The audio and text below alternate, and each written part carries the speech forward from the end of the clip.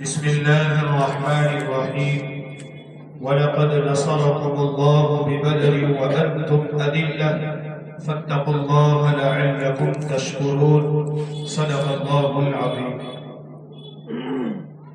قرآن کریم کی اس آیت کے اندر آج سے 1442 سال پہلے کے ایک واقعے کی طرف اشارہ کیا گیا ہے۔ اس وقت کے جو حالات تھے، اس وقت مسلمانوں کے ساتھ جو سوتیلا سلوک کیا جا رہا تھا، مسلمانوں کے ساتھ جو ظالمانہ برتاؤ کیا جا رہا تھا، آج وہی برتاؤ کیا جا رہا ہے۔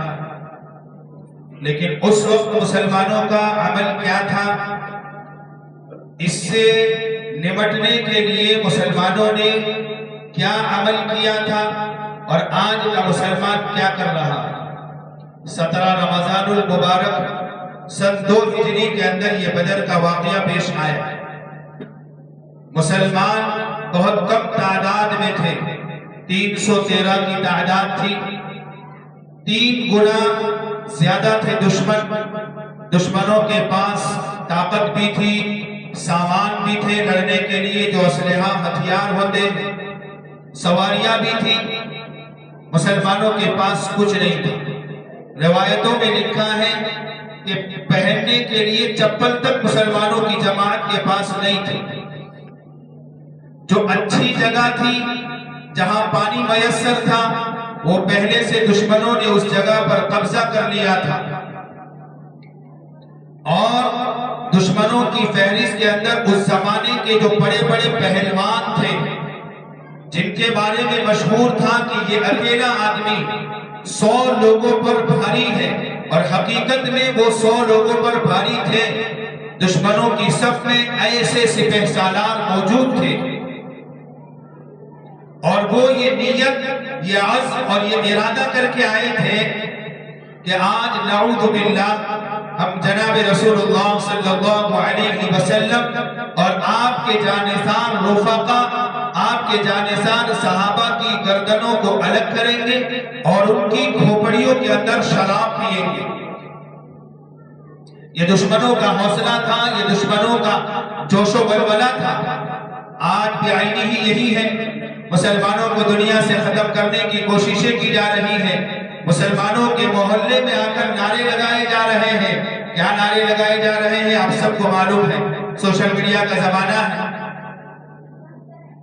اللہ کے نبی علیہ السلام اپنے صحابہ کو لے کر بدر کے میدان میں گئے۔ کیا کیا آپ نے؟ حالانکہ حضور کا اللہ سے کیا تعلق تھا؟ آپ کے ساتھ جو صحابہ کی جماعت تھی، اس جماعت کا اللہ سے کیا تعلق تھا وہ دنیا جانتی ہے۔ لیکن اس کے باوجود روایتوں میں لکھا ہے، بخاری کی روایت ہے، اللہ کے نبی علیہ السلام بدر کی پوری رات اپنے صحابہ کو لے کر اللہ کے سامنے گڑ گڑائے، پوری رات روئے، اور یوں کہا کہ اے اللہ، اگر تو چاہتا ہے کہ تیری اس روئے زمین پر، تیری بنائی ہوئی اس دھرتی پر اگر کوئی تیرا نام لینے والا باقی رہے تو میری اور میری اس مختصر جماعت کی نصرت اور مدد فرما۔ دعا کرنے کے بعد پھر جنگ سے پہلے آپ علیہ السلام نے اپنے صحابہ سے مخاطب ہو کر یوں فرمایا، جن کے پاس کچھ نہیں ہے، اسباب کے اعتبار سے بالکل کورے ہیں، اس کے باوجود اللہ کے نبی علیہ السلام اپنے صحابہ سے کہہ رہے، او میرے صحابہ، غور سے یہ جگہ دیکھ لو، میں جہاں بتا رہا ہوں وہاں یہ دشمن مارا جائے گا۔ فرمایا ابو جہل یہاں تڑپ رہا ہوگا، عتبہ کی لاش یہاں پڑی رہے گی۔ مختلف لوگوں کے نام لے کر آپ نے بتایا۔ صحابہ کہتے ہیں جنگ کے بعد ہم نے دیکھا تو حضور نے جہاں جس دشمن کا نام لے کر بتایا تھا وہ دشمن اسی جگہ پر تڑپ رہا تھا۔ تو معلوم ہوا حالات کتنے بھی ناسازگار ہو جائے، کتنے بھی ناگوار ہو جائے، اگر میرا تعلق اللہ سے مضبوط ہے تو حالات میرا کچھ بگاڑ نہیں سکتے۔ اس لیے اس آیت سے مجھے اور آپ کو یہ پیغام ملا کہ ہم اپنا تعلق اللہ سے مضبوط کریں، اور یہ رمضان کا مہینہ اپنا تعلق اللہ سے مضبوط کرنے کے لیے بہترین مہینہ ہے، بہترین وقت ہے، اس لیے اپنی زندگی پر نظر کریں۔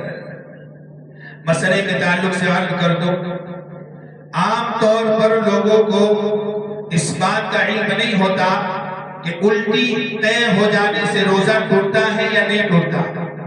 لوگ مسئلہ پوچھنے آتے ہیں، اس سے پہلے وہ اس پر عمل کر چکے ہوتے ہیں۔ خود بخود کتنی بھی مرتبہ طے الٹی ہو جائے، کسی بیماری کی وجہ سے، پیٹ کی گڑبڑی کی وجہ سے، چاہے منہ بھر کر طے ہو، تھوڑی تھوڑی ہو، منہ بھر کر دن بھر میں 10 مرتبہ طے ہو، لیکن خود بخود ہوئی ہے تو اس سے روزے پر کوئی فرق نہیں پڑتا، روزہ اپنی حالت میں بعینہ ہی باقی رہے گا۔ البتہ اگر کسی نے انگلیاں ڈال کر پیٹ میں بے چینی ہو رہی تھی تو اس بے چینی کو ختم کرنے کے لیے انگلیاں ڈال کر طے کی، اور انگلیاں ڈال کر طے کرنے کے بعد وہ طے منہ بھر کے تھی، تب جا کر اس کا روزہ فاسد ہوگا۔ اس مسئلے کو عام طور پر لوگ سمجھتے نہیں۔ دوسرا ایک مسئلہ، عام طور پر سونے کی حالت کے اندر برے خواب آتے ہیں اور غسل واجب ہو جاتا ہے، جس کو ہم اپنی زبان میں کہتے ہیں نائٹ فیل ہو جانا۔ اس سے بھی روزے پر کوئی فرق نہیں آتا۔ ایسی حالت ہو، مسئلہ معلوم نہیں ہے تو مسئلہ دیکھنا چاہیے، کسی سے پوچھنا چاہیے قبل اس کے کہ ہم کچھ کھا لیں یا کچھ پی لیں۔ مسئلہ معلوم کرنا چاہیے، کچھ اس کے خلاف قدم اٹھانے سے پہلے۔ ہم لوگ کیا کرتے ہیں، پہلے روزہ توڑ دیتے ہیں اور پھر کہتے ہیں ایسا ہوا تھا اس لیے میں تو سمجھا روزہ ٹوٹ گیا۔ تو تیرے اور میرے سمجھنے سے کچھ نہیں ہوتا، شریعت اپنی جگہ باقی ہے۔ اس لیے کوئی بھی مسئلہ پیش آ جائے، قریب کے جو عالم صاحب ہو، جو مفتی صاحب ہو، ان سے رجوع کرے، اس کے بعد روزے کے خلاف کوئی قدم اٹھائے۔